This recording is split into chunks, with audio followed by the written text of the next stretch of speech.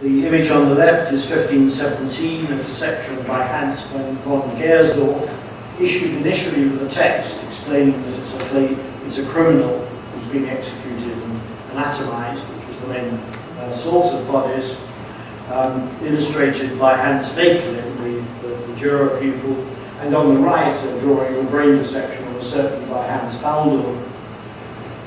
The northern artists specialized in what you might call the more gory presentation of anatomy. The fact this is a dissected criminal, the whole air of violence, the twisted hand, the rather agonized expression, all this could work in with this text and have a particular sense. And it seems to tell you, yes, this is a real dissection, a real person. It involves something rather nasty in some ways. As we can see, there is lots of traditional knowledge there, although to liver and so on. The actual anatomy is relatively schematic and traditional, but the rhetorics are going on.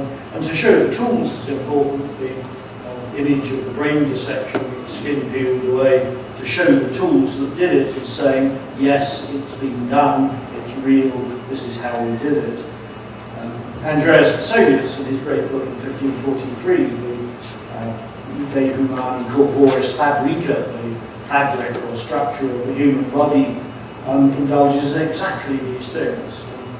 With more Italian rhetoric, much more grandeur of history painting, much more all'antica sense of the heroism of the human condition, but nonetheless he's combining that with the traditional northern tropes of showing how things are done, this rather vigorous sense of deception and indeed the implicit violence involved.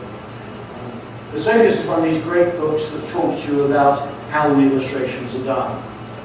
Robert looks micrographia of it. He's very honest about what's going on. He explains why the rope is put through the occiput, why it's through that part of the skull, to show the features of the neck underneath the chin. And throughout, he talks about those kind of visual things, which adds another element of conviction to the whole enterprise. On the right, the dissection tools are stuck in a vivisection board. It's a vivisection board and it's got rings for tethering pigs to it. And again, that's a piece of directed visual clues, because Galen, Vesalius much respected, I think Vesalius is more Galenic than the Galenist, as it happens. Not in terms of detail, but in terms of principle. He had a great respect for Galen, and this is a reference to the vivisection board. So there are these clues which, again, are saying this is knowledge obtained by real procedures. Vesalius was a wonderful dissector. You can't get the results he did without being a good dissector. And some of you may have dissected, and those of you who don't perhaps think it's rather easier when you open up a body to see what you've got. Basically, you see a bit of a mess. It's all rather deterring and dismaying. And, you need to know what you're doing, and, particularly in the age before preservatives and before any form of setting or staining. It was very difficult to tell what you were looking at. Descartes, interestingly, didn't miss this point when Descartes picked up the Vesalius illustration and inset above it the image also of Vesalius of the pig on the dissection board. So he was perfectly aware of the visual message that Vesalius was conveying. This sense of the anatomy is incredibly important throughout in terms of saying, yes, this is the real thing, I'm an eyewitness, I'm in the presence of somebody who's seen the real thing, and this illustrator is putting me in that position of being an eyewitness. This is Gabor Idlou, a great picture book of anatomy in 1685, illustrated by Gerhard de la Rees, the so-called Dutch Poussin, an artist whose career was based upon classicizing subjects rather than Dutch genre subjects. A terrific painter. At some point I might well look at the relationship between Laris's paintings and these.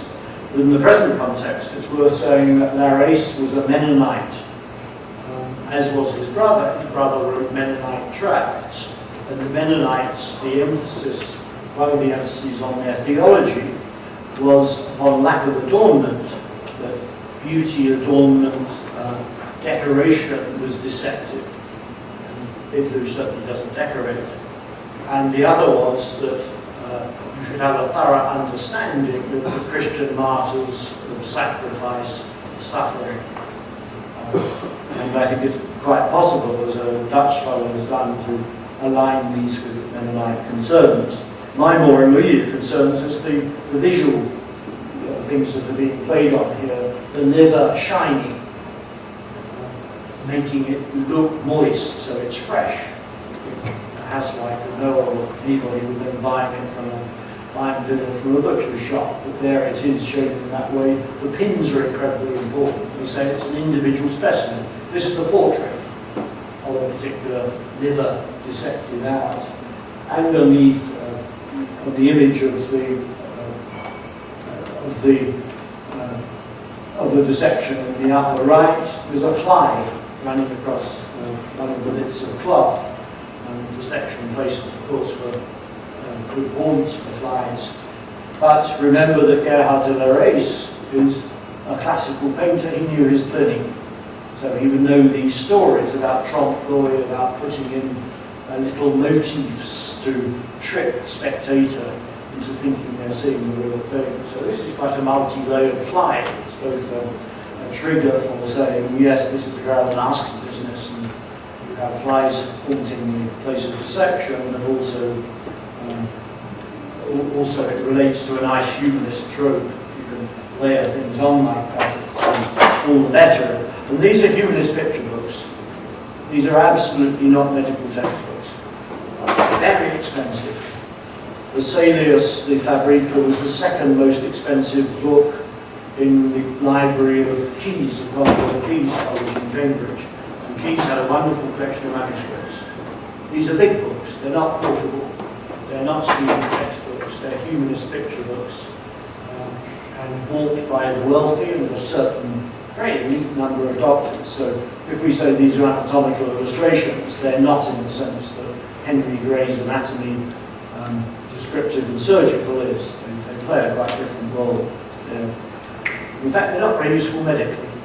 Knowing what the liver looked like is much good for a doctor in the 17th century. What do they do with that information?